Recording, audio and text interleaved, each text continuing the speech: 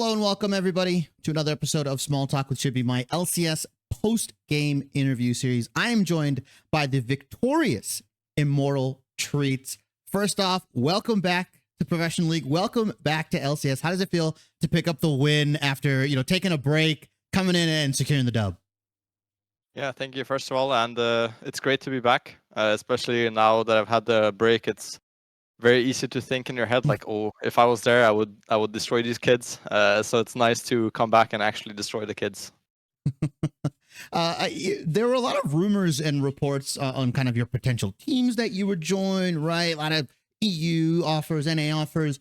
What was the most motivating factor for you, to join Immortals specifically, right? Because I'm sure someone of your caliber, a player of your level, had a bunch of different offers to field. I mean, a lot of the offers usually come later in the season, and I was in a position where I really wanted to play no matter what. So in my head, the first offer or like the first opportunity that I felt comfortable with was of like very high importance of me. And obviously, I knew a lot of people in Immortals, like maybe the coach I've worked with, Tactical, obviously. So it was a very easy decision for me to be like, okay, this is a place where I can actually like thrive and do well in and kind of boost up from the previous splits that they had. So for those reasons, Immortals felt like a very natural selection for me. Perfect lead into the next question. I don't think it'd be understated that, you've been reunited with your bot lane partner, TSM Tactical. Obviously, that was quite some time ago. Yep. What do you think has surprised you the most about Tactical as a player, right? Playing with him back then till now, like what has been the most surprising, right? It's been a couple of years. How's that been? It's been good. I think he hasn't changed that much, to be honest. I think obviously we've all gotten a bit better over time, but he's still the same old Tactical. He still likes to die a lot, so I kind of have to keep my leash on him and make sure that he plays his fights properly and plays them slow and tries to stay alive. So we have a lot of fun outside the game as well, and we vibe very well. So I think that's almost more important than the in-game stuff, because if you're teammates and friends with your teammates and can kind of bounce things with them, then it will help long-term in the team as well. And obviously, you're a new addition to this roster. You were added this split. You've been touted as a very vocal player, leadership-wise as well. I mean, obviously, all the rosters on SK, TSM Academy, even back on Roccat. I mean, you've been just one of those players that has been super, super vocal. Other than like leadership, what do you think you bring to this Immortals roster that maybe it was missing in its previous iteration? I think in general, the old IMT roster kind of lacked pressure in terms of communication and in-game, and I think I provide a lot of pressure. Sometimes, obviously, when you have a very high-pressure playstyle, you kind of int or things go south, but at the same time, if the enemy team fears you and kind of get scared of playing around bot side when they're playing against you, then I think it's a big plus, and I think that's what I'm trying to do with Tactical this time around, kind of have this high-pressure gameplay style, and it feels very suffocating to play against. And then also, obviously, me talking a lot, if I'm ahead in the game, then I know exactly how to win the game and what I want to do. So I think it's kind of a natural fit in that sense. Would you say the shot calling structure kind of runs through you a little bit, or is it everybody talking information? Like when it comes to those heated decisions, right? Stopping and starting the Baron, obviously, doing objectives, setting up vision. Are you kind of that main vocal voice? Do you share that with somebody, potentially like Solo, who's also a veteran in the top lane? Like how does that communication structure work for Immortals specifically? I think it depends on a lot of factors, like who has engaged tools, what are we playing against, like who has maybe a lead in the game as well. I would definitely say that I'm the main voice, but I also value the input of my teammates in every scenario. I think a little known fact is that you actually, towards the tail end of your academy days, ended up matching up against Kenvi at one point. Huge jungle prospect. Obviously, you played jungle at one point in SK. Has he kind of lived up to that hype? How has Kenvi been as a jungler? Obviously, from a teammate perspective, but also from your point of view as you were a former jungler who, in my opinion, were pretty damn good on SK. Yeah, I mean, I liked playing jungle. It was fun. I think as a support, it's kind of weird to have a jungle perspective. I think a lot of supports are bot lane mains in general, maybe role swap from AD carrier or something like this. So I think it's a very big plus that I have some extra jungle knowledge as well. But since Ken is pretty young and he also has a lot of ideas, I don't want to just like force my ideas on him. I think it's important to just let him play the way he wants as well and kind of just give my input here and there.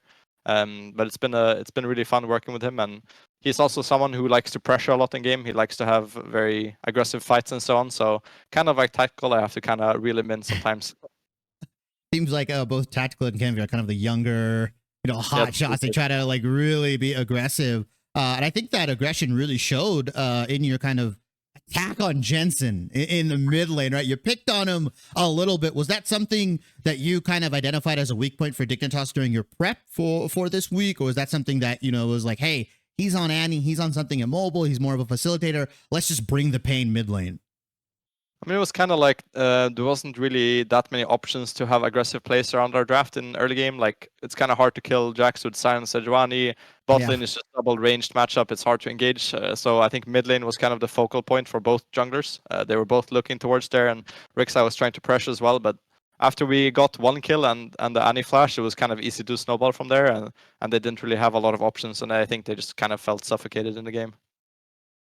Speaking of bot lane, I think historically, and I've been a really big fan of, picks like your Braum, your Leona, the Thresh, stuff like that. You're like an engaged support kind of guy, in my opinion. How has it been kind of adjusting to stuff like the Lulu, like the Milio, like the Yumi? I think Milio just doesn't have any bad buttons. So are you just kind of willing to pick it because it's just the best support in the game right now?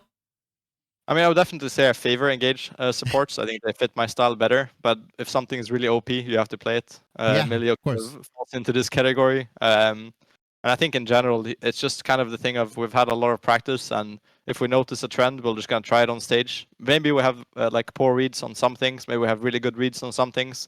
And I think it's the same for like Dignitas, right? Like maybe they thought Milio was like not super good, or their answer was really good in scrims, etc. So it's kind of hard to tell in the first weeks, to be honest. And you kind of have to just look at other regions and what they do, and then figure out what you want to do yourself. But I think so far it's the bot lane is pretty set in stone. So obviously LCS has pretty much super weeks across the whole season at the moment. Typically on most of the teams, pretty much every team you've played on, you've only really had to prep for 2 teams a week. How is the super week schedule? How's it been adjusting to that, right? Is it more difficult? Is it more exciting, right? Do you get to like practice more picks? How does the scrim blocks kind of work? Like you kind of unfortunately have to adjust to a 3-team prep when usually you're scrimming for only 2 teams at the moment, or usually, right? Yeah, no, it's definitely a big change. I think losing a lot of scrims, so now we're only gonna have 2 scrim days a day or per week, I mean. Or is it 3? I think it's 3 scrim. Yeah, it's 3 scrim and then 3 match days and then 1 off day, obviously. So I think it's just reducing practice a lot. So if you're kind of on the bad end of the meta read, it's kind of hard to adapt like in the middle of the game. So maybe you just lose 2 games and you're like, okay, like what do we do for the 3rd game? We don't have any practice. Like we kind of have to come up with something. So I think kind of the snowball effect will be a bit harder in LCS. Like the teams that start off really strong might just kind of run away with it, and then vice versa. The teams that do poorly then kind of have to figure out what they want to do for the next week with less practice. So it will be a bit interesting to see, but then also you have playoff kind of to make up for it. You mentioned obviously early on that you kind of had that one split off and you were really hungry. You had stuff to prove, right? Like you definitely thought you were better than a lot of the supports. Do you feel like you have something to prove as a support player, specifically coming back to LCS of all regions, right? Touted as typically the weakest of the 4. Like, is this like some like, I'm going to come back. I'm going to win my title. I'm going to smash some kids in the support role. Like what does this kind of return specifically to LCS really mean to you? It definitely has a lot of a lot of factors for me to prove, and I think in general, just playing in the EU after NA, I felt like the difference was very big, especially in bot lanes. So I think that now when I'm coming back to NA, I just want to show that I will be one of the top supports in NA, and I think that's like if I'm not top 3, I consider it a failure. So in general, I just want to be a very strong bot lane with tactical, and then also just a strong support myself. And I think if those 2 things are true, then we'll also become a really good team. So I think it kind of naturally follows.